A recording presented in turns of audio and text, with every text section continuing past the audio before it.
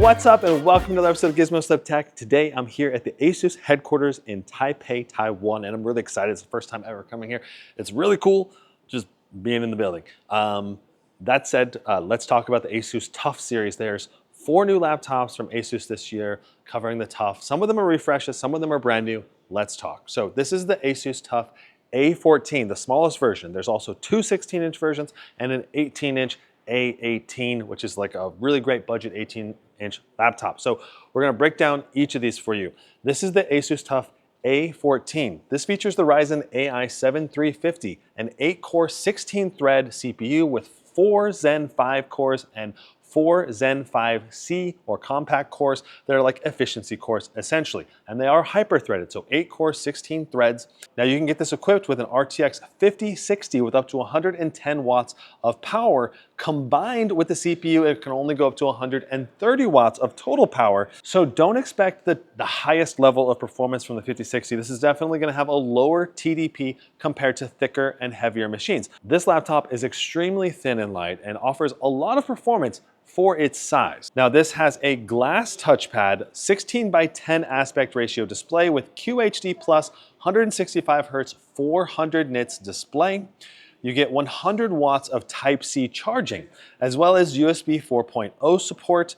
Let's go ahead and take a look at the ports themselves. On the left side, we have a 2-in-1 headset port, USB 3.2, USB 4 port, HDMI 2.1, and our reversible Asus power plug. On the rear, we have 2 fan exhausts. On the right side, we have a USB 3.2, a USB 3.2 Type-C, and then a micro SD card slot. Now you have Wi-Fi 6E. Now one downside of going with the A14 is that you have LPDDR5X soldered on memory instead of SODIMM slots. Like most of the other Asus TUF series all has swappable, upgradable SODIMM. So this LPDDR5X memory, you're gonna wanna make sure you get enough when you order it for whatever you're gonna be doing. I recommend 32 gigs if you can do it. Unless you're on a tight budget, then go for 16. Now, one nice thing about this 14-inch chassis is you can put in 2 2280 SSDs, which is amazing for a 14-inch chassis. A lot of 14-inch laptops only come with 1 slot. Now, whether or not they are double-sided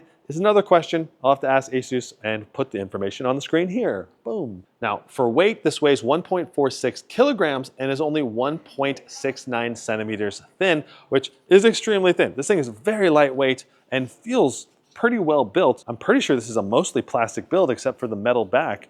And yet this thing still feels really well built in the hand. I really like the TUF in terms of budget, build quality. Now, one clear downside for the TUF is that Ryzen AI 7350 is not going to be as good a CPU as what's offered in the Zephyrus G14. They're more expensive, more premium 14-inch gaming laptop. So this is kind of like the more budget-oriented machine. Now, the Asus TUF A14 should be priced lower than the Zephyrus G14 by at least a little bit, hopefully, to motivate you to get this one instead of the G14, because between the G14 and this one, I would get the G14 because of the OLED display and the upgraded CPU in particular, and probably speakers as well, I would think. The Asus TUF A14 certainly is very promising, very nice specs, hopefully at a more reasonable price, making this one of the best portable, more budget-oriented gaming laptops on the market.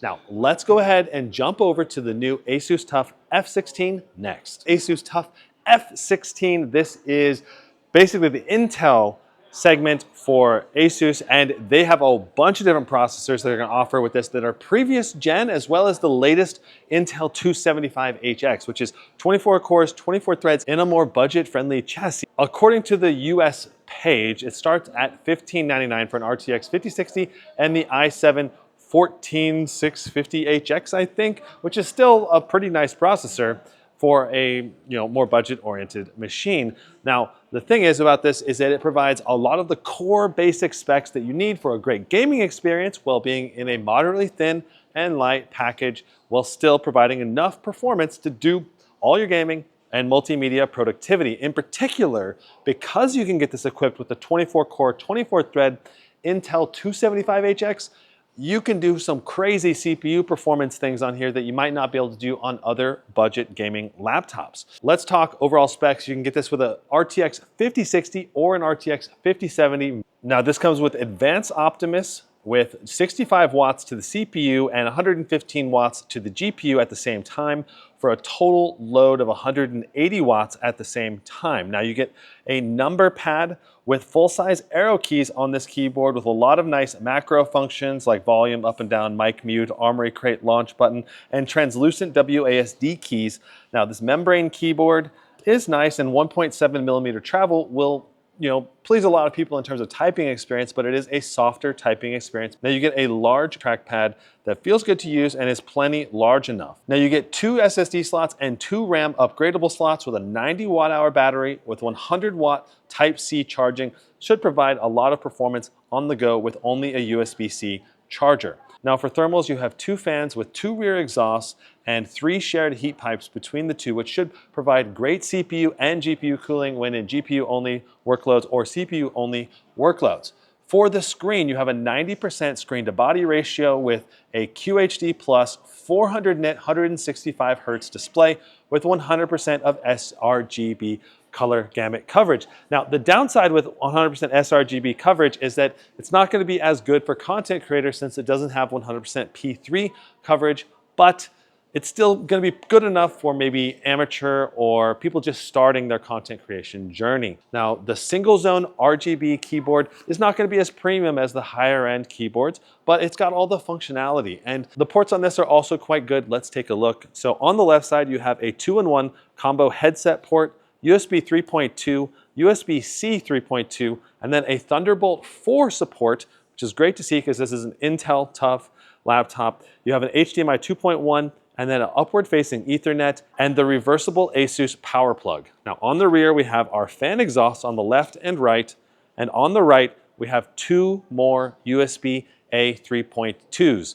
And those are near the rear of the laptop, allowing you to have a lot of room for your mouse. So overall, I think this is one of the best gaming laptops that you can consider if you're on a budget and you need the newest highest end CPUs for productivity and multi-core rendering. 24 cores, 24 threads, hopefully without breaking the bank. We'll have to see what this thing's actually priced at with the 275HX, but I know it starts at $1599 with the i7 and the 5060, which does seem like a pretty high starting point. So you might have to wait for sales if you really want it to be a good deal, especially compared to last gen. Overall, for a portable Intel, more budget-oriented machine, this thing looks awesome. Today we're taking a look at the Asus TUF A16. This is the AMD version, and this laptop features the Ryzen 9 8940HX 16-core 32-thread Zen 4 processor, which is basically a really nice budget, high-performance multimedia processor. Now, Asus promises up to 115 watts for the GPU and 65 watts for the CPU at the same time for a combined load of 180 watts in this 16-inch chassis. You get 1.7 millimeter key travel with large arrow keys and a number pad on a 16-inch chassis. I really like the overall design for both the A16 and F16. The key difference, of course, being the Intel CPU versus AMD CPU, as well as the port support. You get USB 4 on here instead of Thunderbolt 4.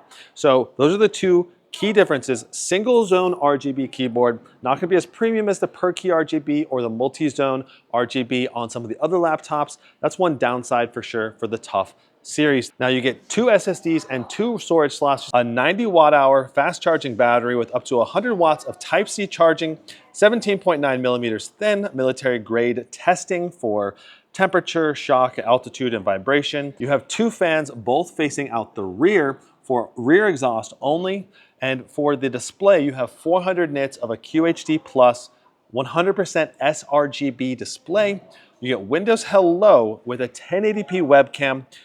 Overall, this laptop features a lot of functionality and especially CPU performance if that's what you're after on a budget between this one and the Intel 275HX F16.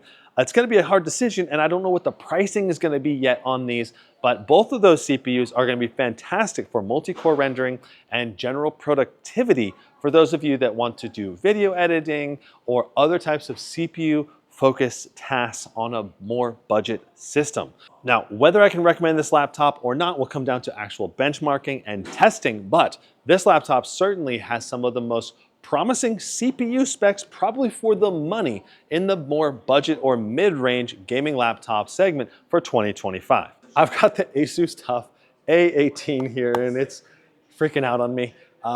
Okay, so this is the new budget 18-inch laptop from Asus, brand new for 2025, and this features some really good specs for a budget-oriented gaming laptop. So first of all, this is thinner and very light for an 18-inch machine. It's only 18.9 millimeters thick, so definitely less than 1 inch thick. And this features some nice budget components. So if you're on a mission to get an 18-inch laptop at a reasonable price, this one, as well as maybe the Acer Nitro 18, those are probably some of the best ones to consider if you're after a budget 18-inch gaming laptop. So let's talk specs. We've got a Ryzen 7 260 processor with up to an RTX 5070 GPU, and I imagine they're going to put an RTX 5060 in here and probably a 5050 at some point, I don't know. And with advanced Optimus and dynamic boost, you can get up to 115 watts. That probably means it's a 100-watt base with a 15-watt dynamic boost here. We're talking 55 watts on the CPU plus 115 watts on the GPU at the same time for a total thermal load of 170 watts. Now, we get an extra large touchpad on here that I really like it. 1.7 millimeter key travel with this membrane keyboard with single zone RGB backlight. The WASD keys also have a translucent coating to them. I also really like that there's full-size arrow keys on this machine. That's going to help with the typing experience. Now you have double SSD and RAM slot of upgradability on this machine. So if you need lots of storage space or you want to add extra RAM for your applications, you can do that on your own after the purchase. Now I believe they're going to have multiple display options with this, including a full HD plus display option, but currently on the screen here, they're listing a QHD 240 Hz 500 nits display, which is absolutely excellent, especially since it comes with 100% DCI P3 color gamut. So content creators, this machine should do really, really well for you if you're looking to edit videos or do Photoshop, especially if you're looking to do it on a budget and on an 18-inch laptop that's fairly thin and light. Now the ports on here, we have a headset port, a USB-A 3.2, a USB-C 3.2, and a USB 4 with 40 gigabit throughput, HDMI 2.1, an upward-facing Ethernet port, and then our reversible Asus power. The rear is all fan exhaust. There's no fan exhaust on the left and right. And then there's two more USB 3.2 Type A on the right side near the back, which will help keep those ports away from your mouse hand. Overall, this seems like one of the most promising budget 18-inch gaming laptops that have so far been announced or have been made, just period. So between this and the Acer Nitro 18, we're probably looking at some of the best budget 18-inch gaming laptops that money can buy. Thanks so much for watching. If you enjoyed this, hit that like button, and if you want to see more, hit that subscribe button. We'll see you in the next one. Brandon out.